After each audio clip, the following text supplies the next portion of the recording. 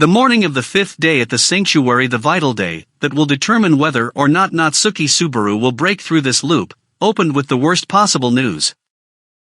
Ram, Barusu. Where did Emilia-sama go? Subaru, ha? After washing his face at the pond and wiping down his body with a wet cloth only to see Ram unabashedly appear amidst the throng of half-naked men, Subaru answered her question with a stupid groan. It was slightly after sunrise, around what would have been 8 o'clock in his original world. Waking up one after another, the men among the residents and refugees gathered around the pond to wash away their sweat from the night. And then, brazenly barging into the men's washing area, the first thing out of Ram's mouth was the question concerning Emilia's whereabouts. Seeing a woman show up like it was a matter of course, some of the men hurriedly scuttled away in shame, but Subaru had no time to tease them for it. After all, he couldn't understand what she meant at all. Subaru, Emilia. What are you talking about? Ram, just what it sounds like. When I went to Emilia-sama's room to wait on her, there was no one there. I thought she might be with you, Barusu. Subaru, no one's there. How's that possible? I mean, I made sure to say good morning to her when she woke up before I left. And I came here after that. Unable to hide his shock at what Ram had just told him, Subaru thought back to the events of that morning. He had held her hand through the night just as she had asked, and when Emilia woke in the morning and saw him watching over her at her bedside, she gave him a quiet smile. At the time, Subaru thought it was just another uncharacteristically good awakening without her usual drowsiness. Emilia looked down to find her hand still enveloped in his, and softly confirmed her intention to continue their conversation from last night. Emilia, I'd like to talk, as soon as everything's sorted out in my head. After Ram helps me get dressed, I'm sure I'll be ready to talk about it. And with this, she drove Subaru out of her room. As impatient as Subaru was, considering Emilia's feelings, it would have been cruel to hurry her. More importantly, Emilia seemed calm. Pushing her further would only have had the opposite effect. At least, that was what Subaru had judged, but... Subaru, with that, I left, thinking you'd take care of the rest. Ram, so you left the building before I arrived. Then. I see. You screwed up, Barusu. Subaru. Subaru had no rebuttal against Ram's icy verdict. The fact is, he did mess up by letting down his guard without waiting for Ram to take over. But he never thought Emilia, of all people, would do something like this. Subaru, maybe, she had to use the bathroom or... Ram, do you think I would be careless enough to come here without checking the perimeters first?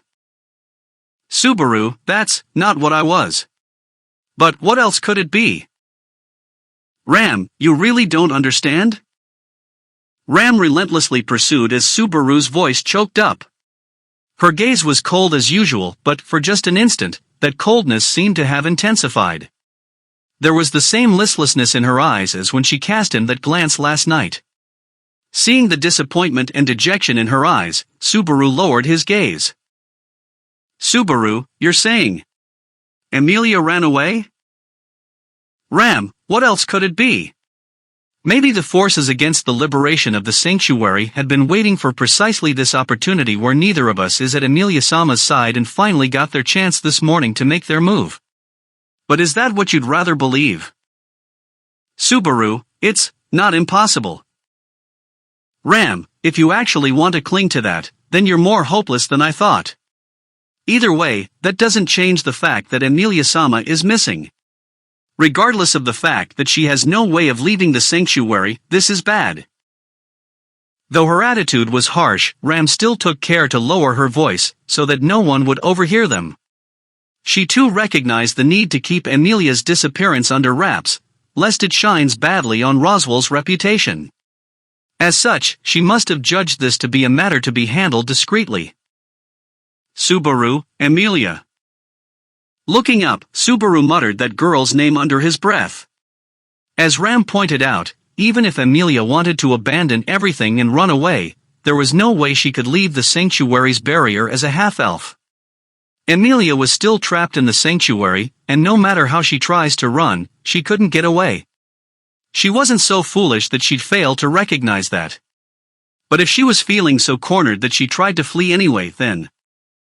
Subaru, it's all me and Puck's fault. It was Puck's fault for failing to imagine the extent of the shock Emilia would feel upon losing her bond with him. And it was Subaru's fault for underestimating Emilia's wounds and mistaking her feigned calmness to be genuine. If Emilia really chose to escape, then it would only be the consequence of their compounded failures. Ram, assuming Emilia-sama ran away and is hiding somewhere. Barusu, any ideas? Subaru, hold on. Don't just decide that she's run off. I mean, there's nowhere she can go in the sanctuary without someone seeing her. And there aren't many places Emilia could have wandered to. Subaru appealed, flapping his hand to stave off Ram's conclusion. Seeing this, Ram expelled a sigh and slightly nodded. Ram, I admit I might have been over hasty, but what do you suggest? Since you were here, the men obviously didn't see anything.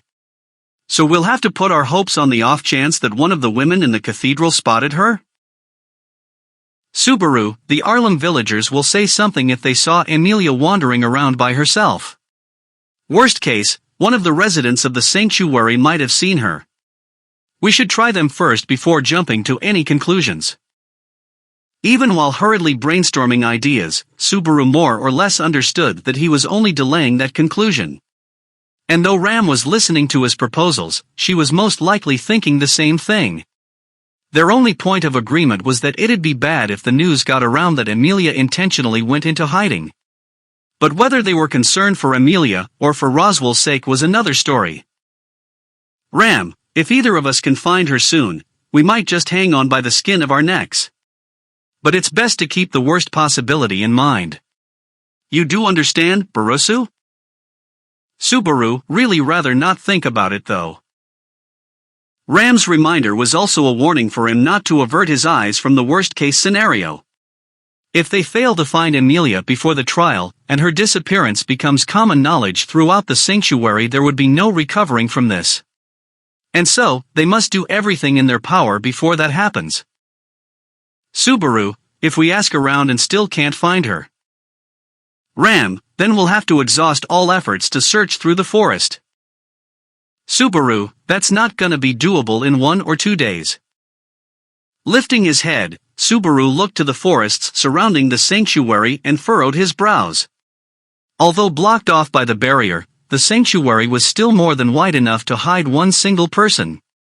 If Emilia was hiding in the forest, she wouldn't even necessarily stay in one place. Today, and tomorrow. There was at most 48 hours remaining before the bet and contract's deadline. Within that time frame, he would have to find Emilia, make her challenge the trials, and have her beat them. But is that even possible? Could he, of all people, after pushing Emilia to her limits without noticing the toll it was taking on her heart, really then give her that strength to move forward? Subaru, you seriously overestimated me, Puck. Ram, this would have something to do with the loss of her contract with the Great Spirit Sama, I suppose? Subaru, losing the primary support in her heart couldn't have had nothing to do with it. But neither of us thought she'd snap like this. There must have been something that pushed her over the limit. Thinking back on Emilia's calmness last night and this morning, that was the only way he could explain it. Subaru. Unless something came to mind. He had thoroughly made sure before he acted. But, hypothetically, if Emilia found out. Natsuki-san. While brooding, the sharp call made Subaru's shoulders jump in surprise. Looking over to the village center, he saw a gray-haired youth, frantically running over with great waves of his arm.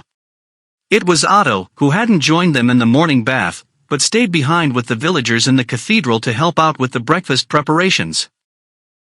He reached Subaru, pale-faced and panting with his hands on his knees.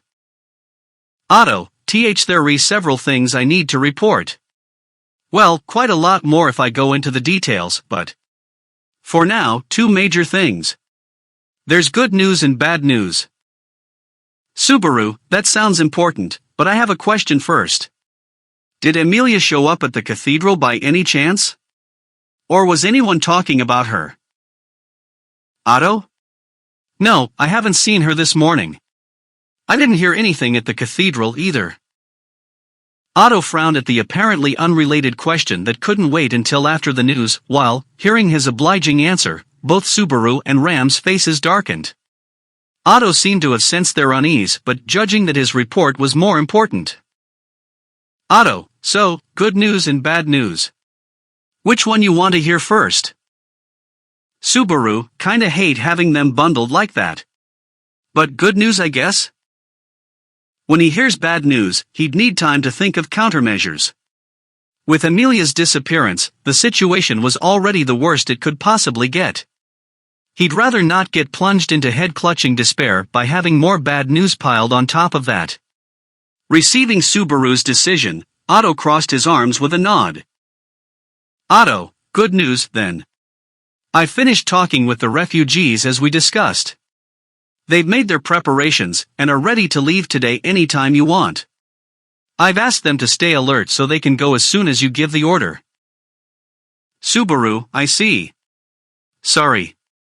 I really should have been the one to talk to them and ask this of them. Otto, luckily, they've warmed up to me over the last few days. Considering what we'll be doing together, it's a good thing I had that opportunity. Anyway, they're ready without any problems. Otto's voice was confident, but despite his impressive achievement, his face was far from bright. Chances were that good news was being overshadowed by whatever problem had arisen. Yielding to Otto's silent gaze, Subaru prompted for the other report. Subaru, so, what's the bad news? Otto, just now, an enraged Garfield came storming into the cathedral, looking for you, Natsuki-san. Subaru, looking for me. Why? I don't think I pissed him off that much this time. Persuading Garfield was supposed to have been the final confrontation of this loop. Subaru had taken extra care in his interactions with Garfield, and even after sealing his bet with Roswell, Subaru had avoided talking to Garfield as best as he could. So far it had paid off, and Subaru managed to reach the critical day without facing off against Garfield, but Subaru, ideally, I would have liked to have talked with Louis Theta before dealing with him. Otto, that's just the thing. As Subaru muttered about the sequence he had hoped for, Otto raised a single finger. Subaru's eyes widened at this gesture, not knowing what Otto was referring to.